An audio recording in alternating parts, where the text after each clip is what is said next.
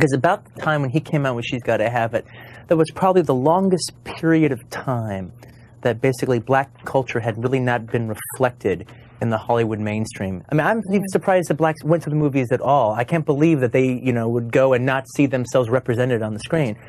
Quentin Tarantino didn't hold back. I'd rather cast a piece of wood than work with him again. Rumor has it he's blacklisted 5 actors he can't stand, including a few Oscar winners. The reason? He killed the vibe on set, acted like a diva, no respect for the craft. Fans are stunned, actors are outraged, and one name on that list shocked everyone. Will Smith. Turning down the lead role in Django Unchained, 2012, became one of the biggest what-ifs in modern cinema. Smith's decision not only reshaped the film's direction but also created a lasting rift between him and Tarantino. The character of Django, a freed slave turned bounty hunter on a mission to rescue his wife from a cruel plantation owner, was originally written with Smith in mind. Tarantino envisioned the role infused with Smith's trademark charisma, gravity, and action hero presence. But things didn't go as planned. After reading the script, Smith hesitated and eventually declined. His reason: discomfort with a story built around violent revenge.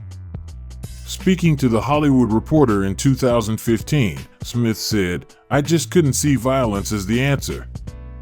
For me, love had to be the answer." This creative clash was impossible to resolve. Will Smith, long associated with uplifting and redemptive stories, couldn't embrace a film that he saw as drenched in blood and vengeance. Even though Django's mission was to save his wife Bromhilda, Smith felt the narrative leaned far more on violence than emotional depth. His hesitation wasn't just about tone. In an interview with Entertainment Weekly, Smith revealed deeper issues with the script structure and with his character's role. His biggest concern was that Dr. King Schultz, the German bounty hunter played by Christoph Waltz, killed Calvin Candy, the main villain portrayed by Leonardo DiCaprio. For Smith, this robbed Django of his rightful payoff. As he put it bluntly, "I wanted to kill the bad guy." He even pushed for rewrites that would shift the climax, making sure Django, not Schultz, delivered the final blow and stood as the true hero of the story. Tarantino, however, wasn't willing to bend. Known for guarding his scripts with strict control, he bristled at Smith's push to reshape the narrative. Collaboration was fine, but not at the expense of his vision.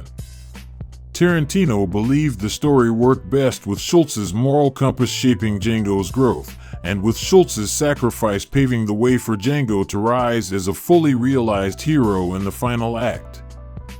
This creative divide ultimately pushed Smith out of the project, opening the door for Jamie Foxx to take the role. Foxx, fully embracing the film's raw style and violent edge, delivered a performance that turned Django Unchained into both a critical and box office hit. The movie grossed more than $425 million worldwide and secured 2 Oscars, Best Original Screenplay for Tarantino and Best Supporting Actor for Waltz. Many fans now view Foxx's version as the definitive Django, though Smith's near involvement still sparks conversation in pop culture. While there was no open hostility between Smith and Tarantino, the rift was clear. Tarantino often hinted at his frustration, suggesting Smith's push to reshape the script clashed with his vision, while Smith, in more measured words, admitted the film simply didn't align with his values or creative direction. In Hollywood terms, this wasn't a tabloid-style feud, but it was a very public clash between 2 major figures, one that likely shut the door on any future partnership.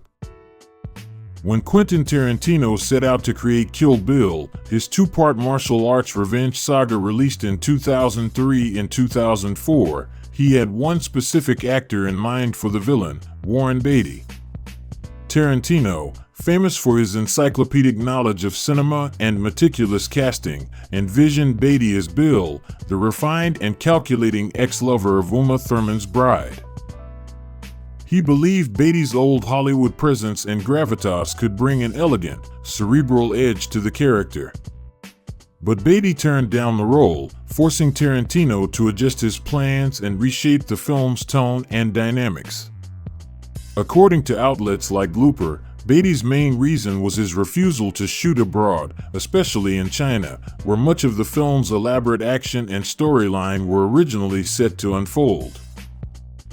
At the time in his mid-60s, Beatty reportedly balked at the extensive travel and demanding schedule that Tarantino's vision required. Though his refusal was practical, shaped by logistical and personal reasons, it still disrupted Tarantino's carefully laid plans. Known for writing roles with very specific actors in mind, Tarantino almost certainly felt frustration at Beatty's decision. He had conceived Bill not only as a ruthless crime boss, but also as a philosophical, almost tragic figure, someone who embodied both romantic nostalgia and cold menace.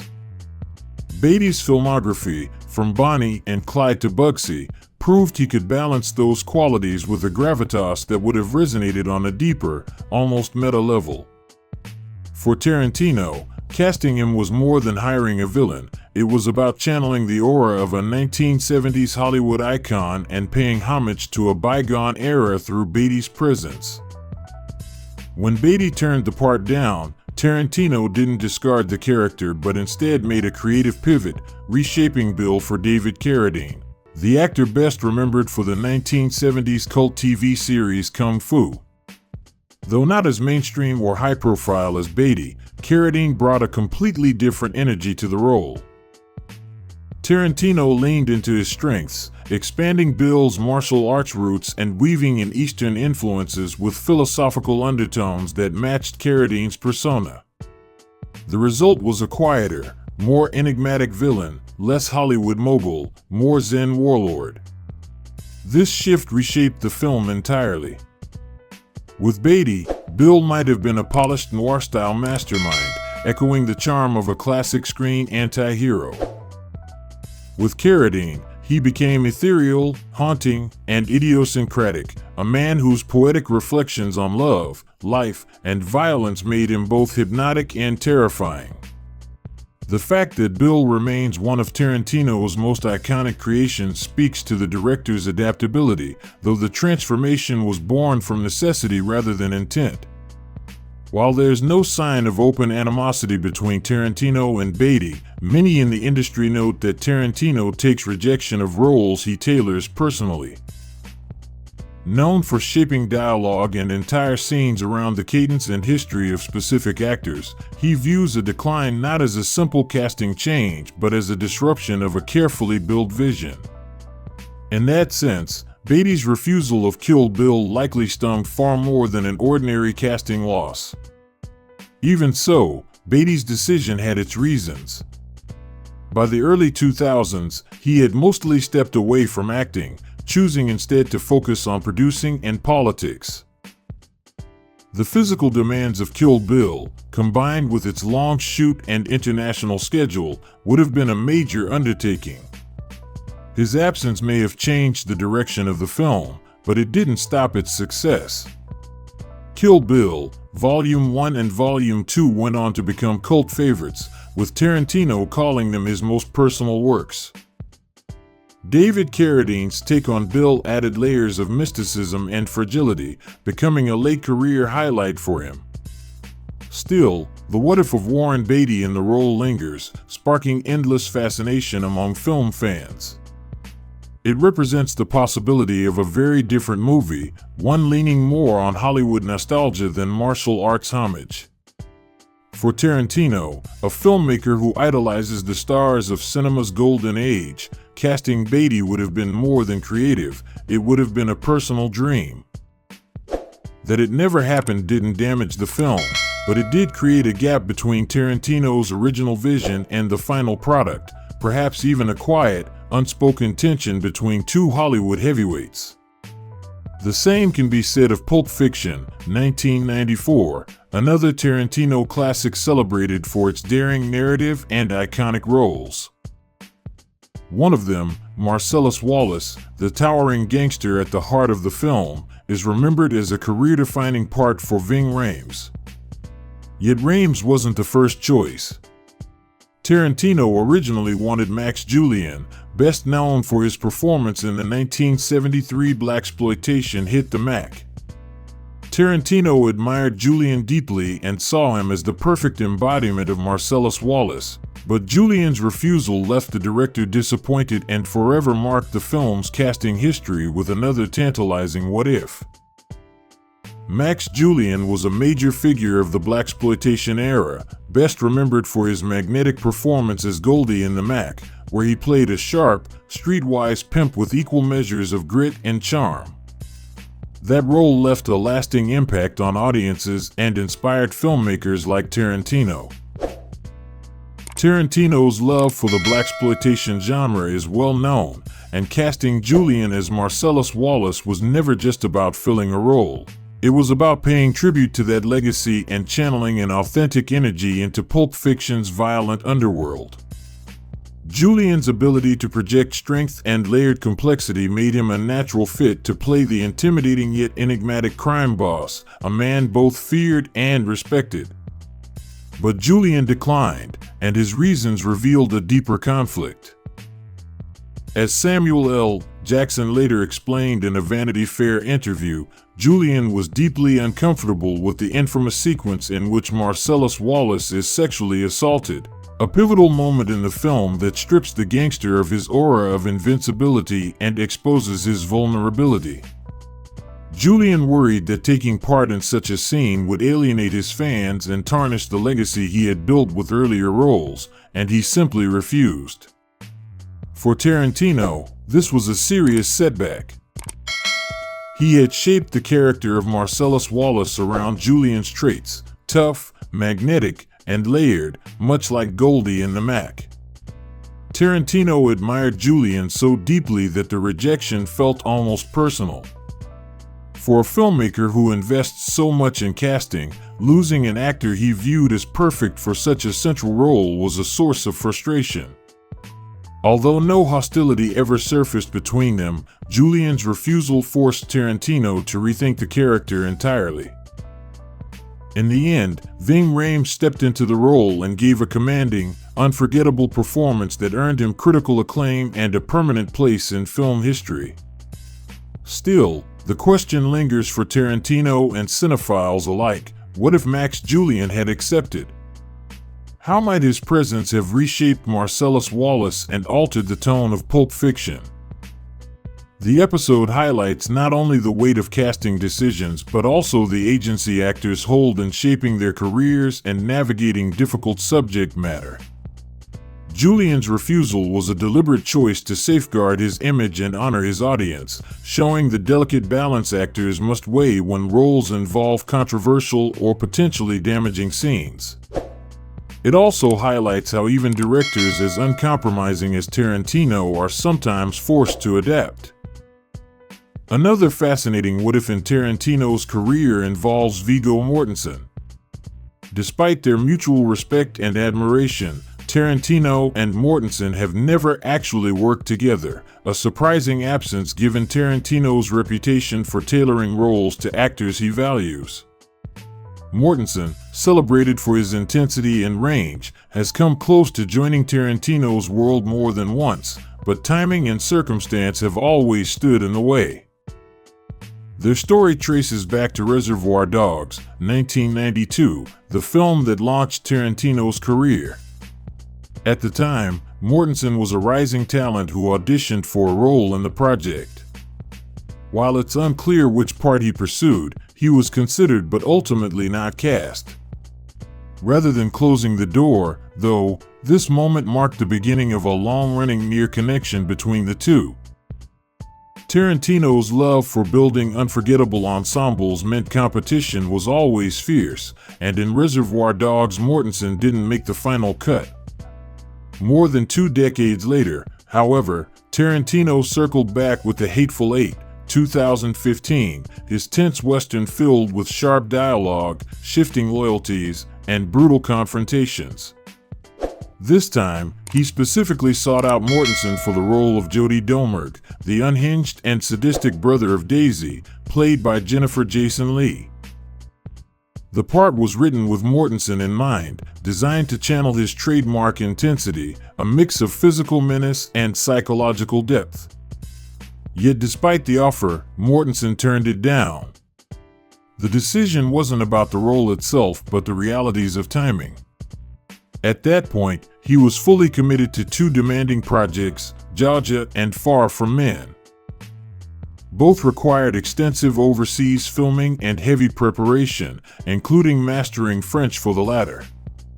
In an interview with Grantland, Mortensen explained that the overlapping schedules made it impossible to give Tarantino's project the dedication it required. The demands of The Hateful Eight made it impossible for Mortensen to join, as the film required not only time but a heavy physical and emotional commitment. With him out, the role of Jodie Domergue went to Channing Tatum, who delivered his own brand of energy and unpredictability. While Tatum's take worked and helped drive the film's success, insiders and fans aware of Tarantino's original plan couldn't help but see it as a missed opportunity. Mortensen's refusal wasn't just another casting shuffle, it was the loss of what could have been a powerful collaboration between two artists who both prize layered, uncompromising storytelling. Tarantino's attempts to bring Mortensen into his films, from the early 90s to writing a role for him decades later, show the depth of his admiration. In an industry where director-actor relationships are often fleeting, Tarantino's persistence stands out, though it must also have been quietly frustrating. To envision someone so precisely and still see them slip away again and again would test any filmmaker's patience. Still, no public bitterness has ever surfaced between them. Both men have remained professional and respectful, with Tarantino continuing his streak of bold filmmaking and Mortensen sustaining a career that ranges from blockbuster epics like The Lord of the Rings to challenging arthouse projects. As Tarantino continues to create films that spark debate and acclaim, one of Hollywood's most intriguing near misses is his almost collaboration with Jennifer Lawrence. Widely celebrated for her breakthrough in Winter's Bone, her star-making turn in The Hunger Games, and her Oscar-winning role in Silver Linings Playbook, Lawrence quickly became one of the most respected actors of her generation. Tarantino himself praised her as a terrific actor, high praise from a director known for his demanding standards and his preference for performers capable of layered, powerful work. That admiration turned into a real opportunity when he offered her the role of Daisy Domergue in The Hateful Eight, 2015. Daisy, the ruthless outlaw at the center of the story, is a role loaded with contradictions, vulnerable yet vicious, manipulative yet strangely sympathetic, a character requiring both emotional range and physical grit. Entrusting Lawrence with such a pivotal part showed just how much confidence Tarantino had in her talent and his eagerness to fold her into his cinematic world. Yet, despite the prestige of the project, Lawrence ultimately declined, leaving fans to wonder what her version of Daisy might have looked like. The reasons behind Jennifer Lawrence's refusal have never been confirmed, though speculation points to either scheduling conflicts or discomfort with the role's demands, as noted by The Things. At the time, Lawrence's career was packed with both franchise blockbusters and prestige projects, making it likely she simply couldn't commit to the grueling production schedule of The Hateful Eight. Beyond logistics, Daisy Domergue's violent storyline, marked by captivity, abuse, and relentless brutality, may also have influenced her decision, reflecting the difficult choices actors face when weighing challenging material. Tarantino, while reportedly disappointed, handled the rejection with professionalism and respect. He acknowledged the realities of the industry and continued to praise Lawrence publicly, leaving open the possibility of working together in the future. Still, her absence was a loss. Daisy was a cornerstone of the film, and Lawrence's presence would have added enormous weight to the ensemble. Ultimately, the role went to Jennifer Jason Leigh, whose ferocious performance earned critical acclaim and an Academy Award nomination, proving the part could shine even without Tarantino's first choice. The episode highlights the tension between a director's vision and an actor's boundaries, underscoring how even the most carefully crafted roles can change course. For Tarantino, who often writes with specific actors in mind, such rejections sting, but in this case, they were tempered by mutual respect. Don't forget to leave a like, share, and subscribe to the channel if you like it. Thank you for watching this and see you in the next videos. Goodbye.